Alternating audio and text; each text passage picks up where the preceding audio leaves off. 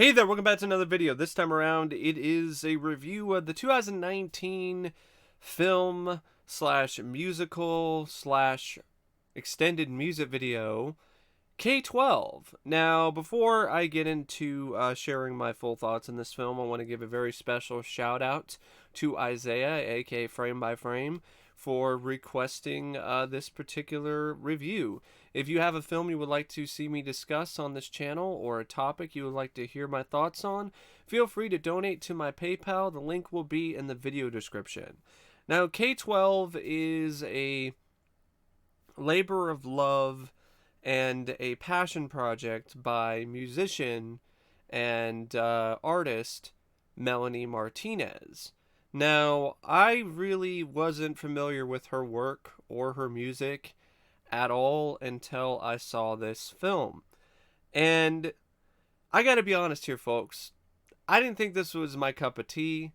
I ultimately was not that big of a fan of this particular movie. But I'm glad I gave it a watch for the visuals and for the aesthetic alone. It really does have some really impressive shots. Some sequences are genuinely stunning in terms of their visual flair. And as someone who loves film and loves cinema, I'm always open to seeing things, even if I ultimately wind up not liking them, that provide me something in return. And this at least provided some really nice and inventive and imaginative visuals. So that was enough for one watch. That being said, I felt this story was a mess. It's trying to be a film about bullying, about school, and about how life is similar to school, and other discriminatory sort of stuff, and about being yourself, and so on and so forth. So many different themes. I honestly feel it should have picked like one or two and stuck with that instead of trying to do like what felt like a million different themes throughout the movie. And it doesn't help either that these themes are very tired at this point. You've seen so many films that have handled this kind of stuff, like Matilda or Edward Scissorhands or some of these other movies that have done it better and have also done it in the past. Also, I didn't feel it was that impressive from a acting standpoint or a writing standpoint when it comes to the characters. I didn't really find any of the characters particularly that likable or that interesting. The plot itself, I thought, was very threadbare, and there really wasn't a whole lot going on. And that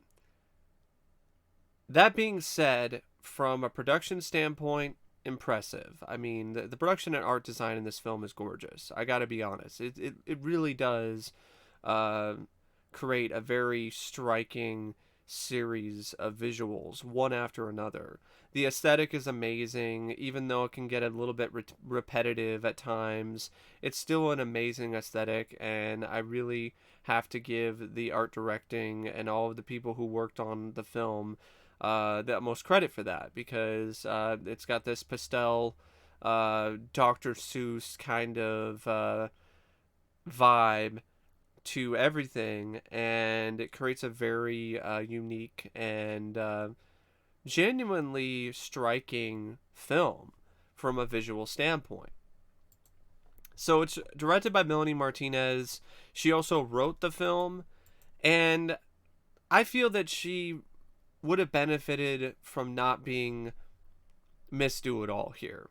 I really feel that she would have benefited from hiring a writer to write the film, to really make this a more cohesive whole of a story, and not just 10 or 12 music videos jammed together with like 20 minutes of an actual story.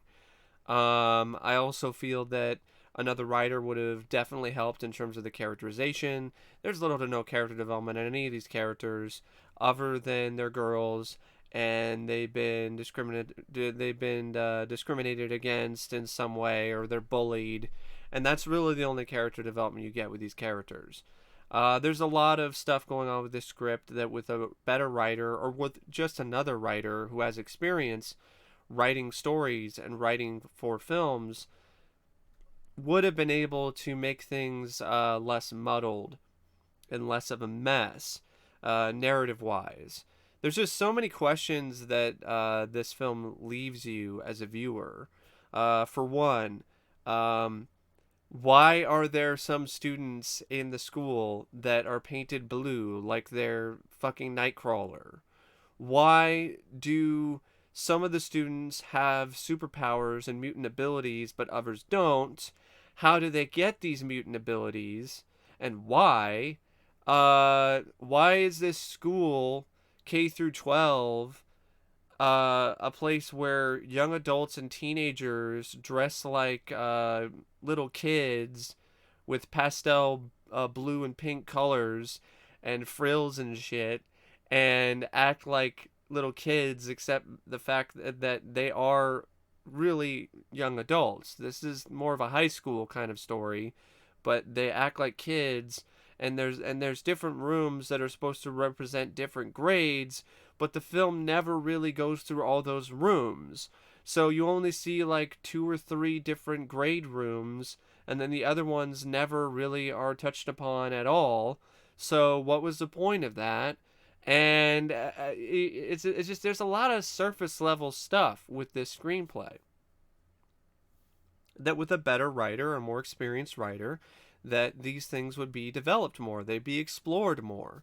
This film is a mess narrative wise because it just jumps all over the place. Why the fuck are there guards with rabbits for heads? Why is there this whole subplot with the principal being a mean asshole who's really almost the equivalent of a Bond villain? Why is he like this? And then why does the film replace him after he gets killed by the kids and he's torn apart limb from limb? Why do they replace him with his son, who is a student at the school? How does that work? How does a student at the school wind up becoming the principal? And how does it happen so quickly? And why didn't the screenplay delve into some Lord of the Flies kind of subplot about how now the kids have to fend for themselves? And that would have been interesting, but no. They just replaced the principal with another principal and the principal's son. There's just a lot of different things that go on in this film. There's lines of dialogue that kind of insinuate that girls are better than boys, and I'm like, was that really necessary? We're better than your kind. Like, was that? Did you really need to lay on that kind of commentary? Then it has some stuff where there is a teacher who's transgender. He gets fired by the asshole principal because he's transgender. But the only reason why it seems to be there is just to show another reason why this principal is such a bad guy. They don't really cover any transgender themes throughout the rest of the movie. You don't even know what happened to that character. Where did that teacher go? He got fired and then he just disappeared. Might as well have got fired and blew up in a pink puff like all of the other people that Crybaby doesn't like in this movie. Even though she probably doesn't mind, the transgender teacher. But what I mean is he just disappeared off the face of the earth. Never to be heard from or never to be seen again.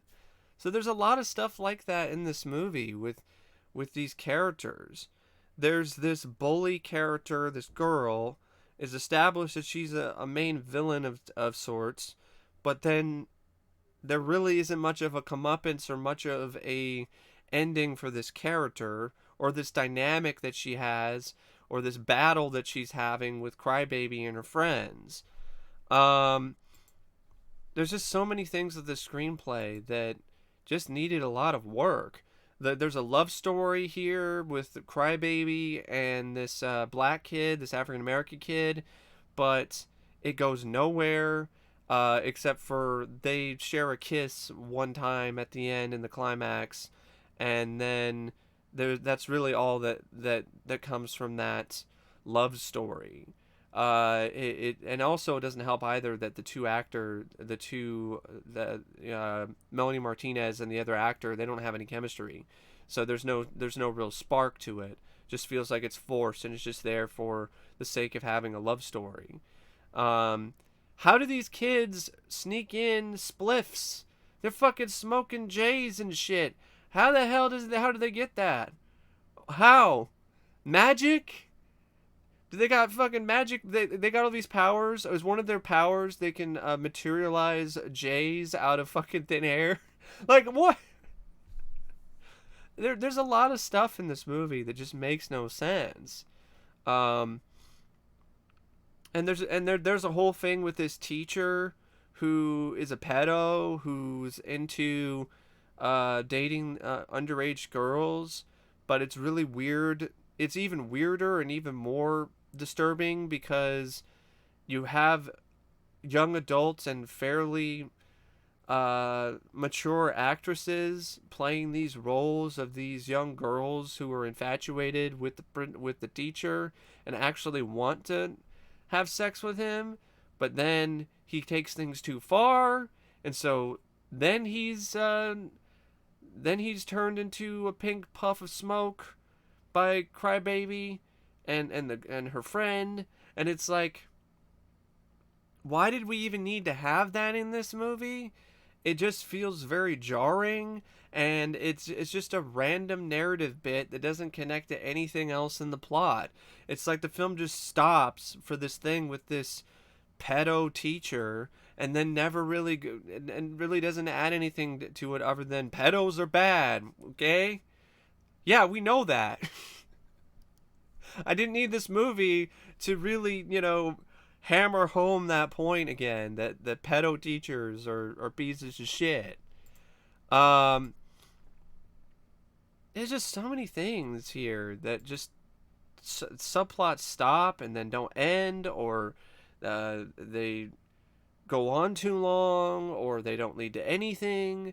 And this is the kind of stuff that, like I said, if you had a better writer or somebody with more experience, you wouldn't have these things. I understand it's a passion project by Melanie Martinez, but that doesn't mean that you have to do everything. So she also stars in it as the lead crybaby. You also have Emma Harvey, who plays Angelita. Zion Moreno as Fleur. Megan Gage as Celeste. Zinnett Hendrix as Magnolia. Jesy McKinney as Leo. Marsalis Wilson as Ben. Maggie Budzyna as Kelly. Bence Balogh as Jason. Vilmos Heim as Brandon. You also have Toby Eddington as the principal. Ann Whitman as Miss Daphne. And in terms of the performances, a lot of the roles here are played by very raw actors and actresses who haven't done a whole lot, and you can tell. Melanie Martinez, this is another instance of where she really didn't need to be Miss Do-It-All. No offense to her personally. I've seen her interviews. She seems like a really sweet and genuinely good person. But she's not a very good actress. She's not good enough to carry a film. So the moments where you're trying to have some dramatic sort of weight to any of the scenes, it just comes across as very high school play esque in terms of overall acting ability.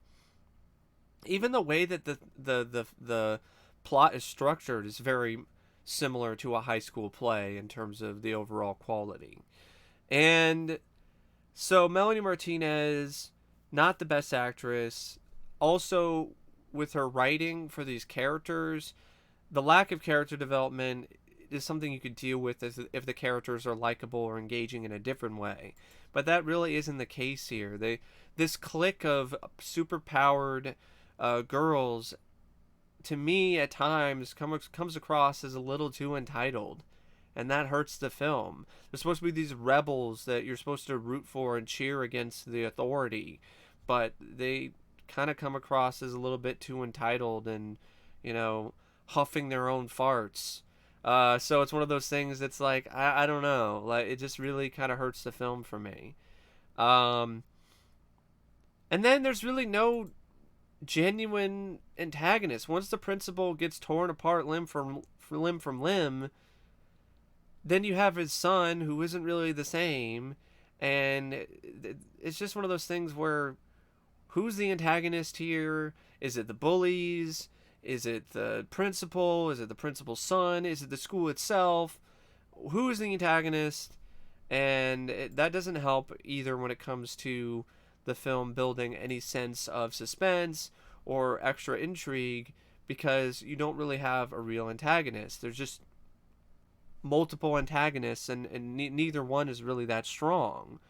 But speaking of the principal, I would say the best acting is from older actors, like the guy who played the principal, like Toby Eddington, or the actors who played the teacher who for some reason is addicted to cocaine and also is wearing a wardrobe straight out of an 80s cartoon with shoulder pads that look like devil horns. And once again, what the fuck is up with those guards with rabbit heads? Why? What is it? Is it a metaphor? I don't get. I don't understand. Is it something that? Is it just randomness? For the sake of randomness? But yeah, the acting isn't really that great, so that doesn't help the movie either, because it comes across as really amateurish. Um, and speaking of random weird stuff, like, what the hell is up with these ghosts? There are ghosts that are hanging out at the school, but we don't know who they are. We don't know why they're there. There's just ghosts.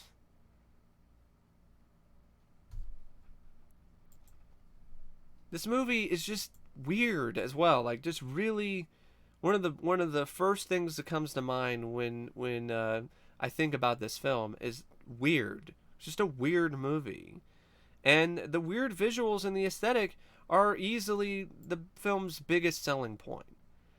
The music, on the other hand, by Melanie Martinez and Michael Keenan, the score, whenever it is there, is pretty forgettable. But the music, here's the thing. If you're a fan of Melanie Martinez, you'll probably like the music here, and you will probably ultimately like the film or appreciate it more than I did. And I think that's great. Like I've said many times over, different opinions are what keeps this world interesting, and I am all for them. That being said, I can't sit here and lie and say that I was a fan of the music in this film, because it's just not my particular cup of tea. The film isn't my particular cup of tea, and neither is the kind of music. I'm not really a big fan of the pop rap mix kind of stuff and the auto-tune music, because a lot of this is auto-tune stuff. I especially did not like the parts when you had a song where the auto-tune would be turned down so low that it sounds like Melanie Martinez is singing while she's on slow-mo from that movie Dread. You know, I don't really care for that particular kind of auto-tune at all. I don't think it works. It's distracting. And other than some instrumentals, I just wasn't really that impressed with the songs. They weren't really that catchy. They weren't really that memorable. I guess there were two songs that I thought were okay at best, but nothing I would listen to over and over again. The principal song, the nurse song, and the song Show and Tell. What got me somewhat interested in these songs is the music videos, is the aesthetics, is the visuals. I was willing to sit through this film to the end just to see, like, okay, what are they going to do next in terms of the visuals? And with the music videos, you tended to have some really impressive visuals, as well as choreography. I got to give Melanie Martinez a ton of credit. She's a very talented artist when it comes to choreography. She's a great dancer. And I don't know how good of a real vocalist she is, because it's slathered in so much auto-tune. But she's definitely capable. She definitely has talent in that regard. So I could see why she's popular with a lot of people, because she knows her stuff when it comes to choreography, and she knows her stuff when it comes to music, even if it's not the kind of music that I like.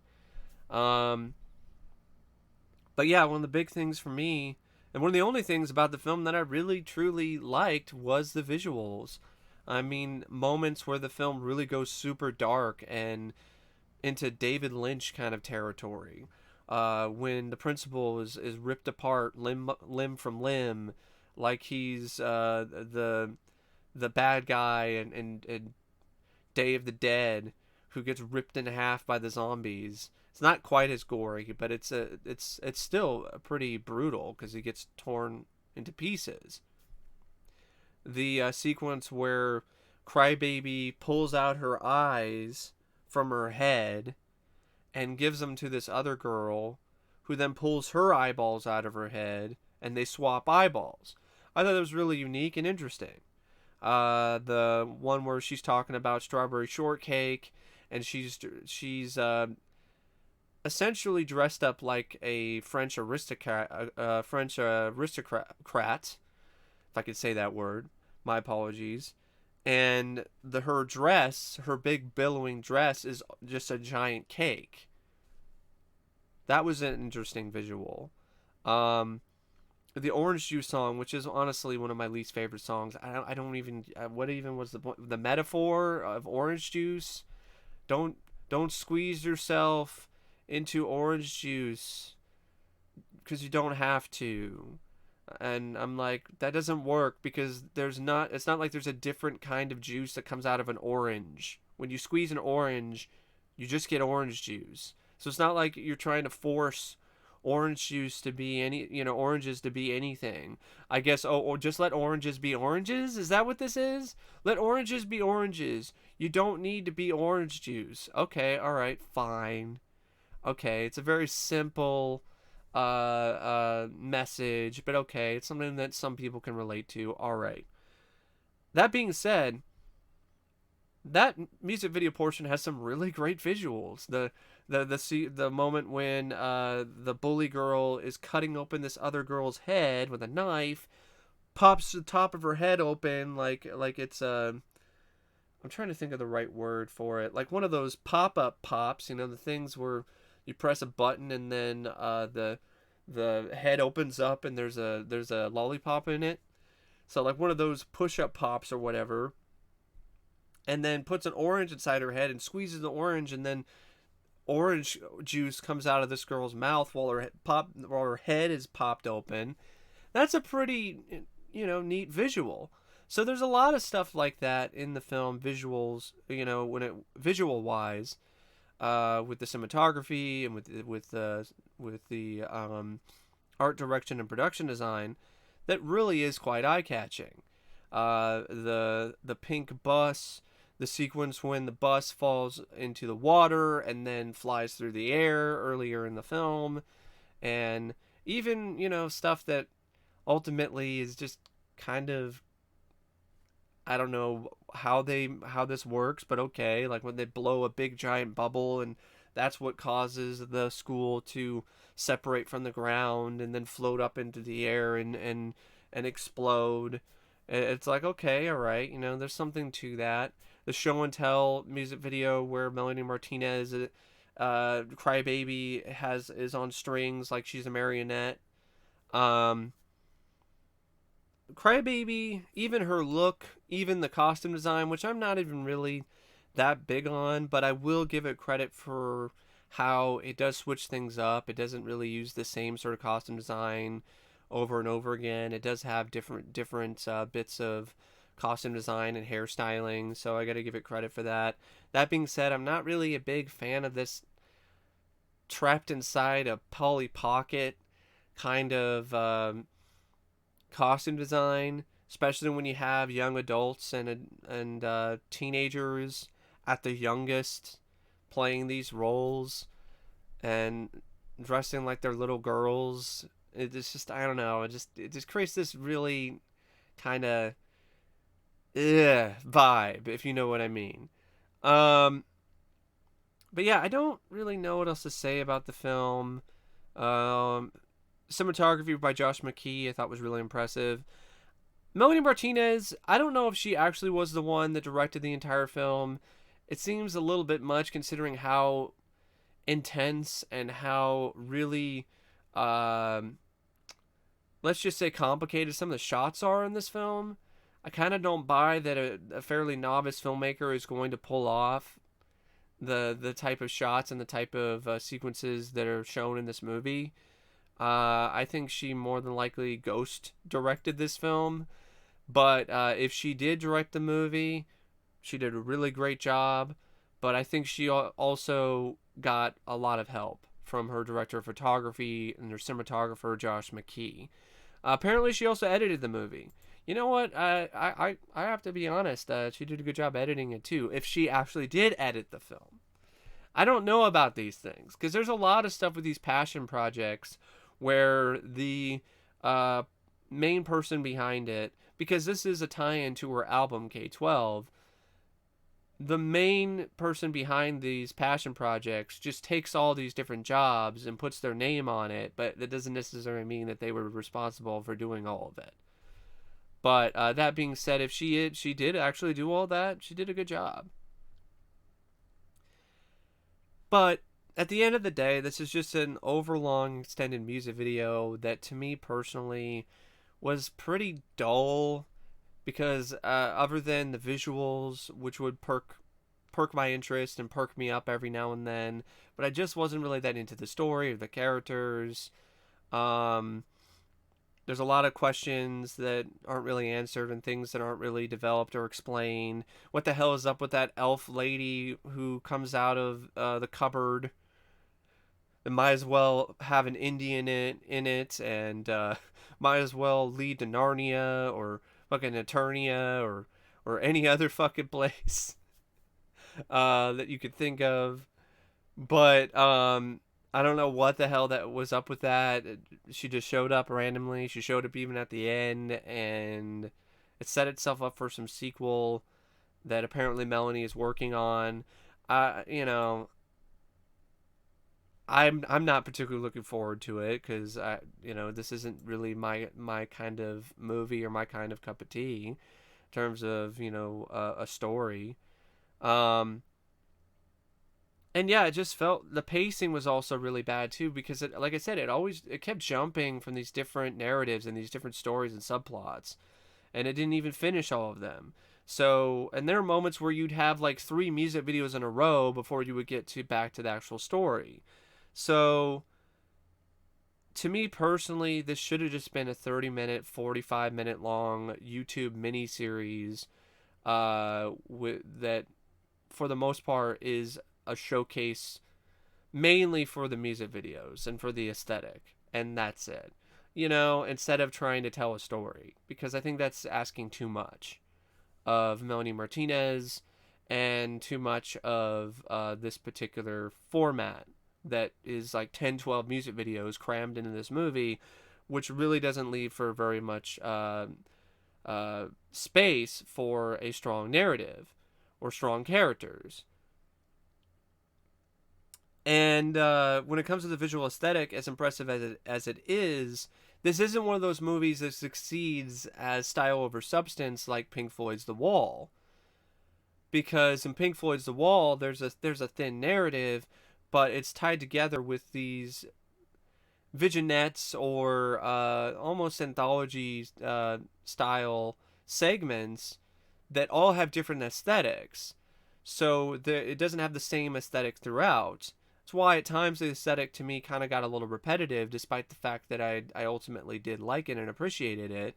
It still got a little repetitive after a while, the further along you got into the film, because you didn't have that moment where it was broken up with an animated sequence, or the cinematography was darker, or there was like neon colors or something. It was, or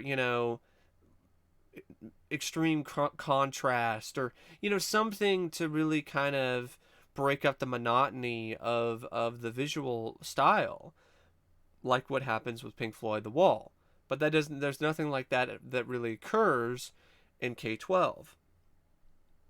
Anyway, it's one of those movies that it's stretched way past its breaking point in terms of its running time. It's 92 minutes, but it feels like it's twice as long because most of it's just music videos. And if you're not really that into the music, and you're not really that big of a fan of the music, it doesn't really grab you on the same level that it would with someone who's a fan of Martinez's music. Another thing that I'm not too big on with the film, in terms of the music, is she has this soft exterior, this Polly Pocket kind of Barbie doll look to her. But then she's singing songs where she's like, "I'm gonna tear your fucking face off," and it just the juxtaposition of those two things doesn't work. I understand that's her look, and that's her whole thing, but for me personally, that doesn't work because I don't buy it. It comes across as incredibly forced. The hardness comes across as completely unbelievable because of the presentation. That being said, I don't really know what else to say about the movie. I've said more things about it than I honestly thought I was going to, but I wanted to give Isaiah the most I possibly could when it comes to this film for him. And yeah, I would recommend it if you're a fan of Melanie Martinez's music. If it sounds interesting to you, give it a shot. If not, there's really not a whole lot here other than the visuals that I honestly can recommend. So yeah, that's my thoughts on K-12. And as always, thanks for watching, and I'll see you later. See ya.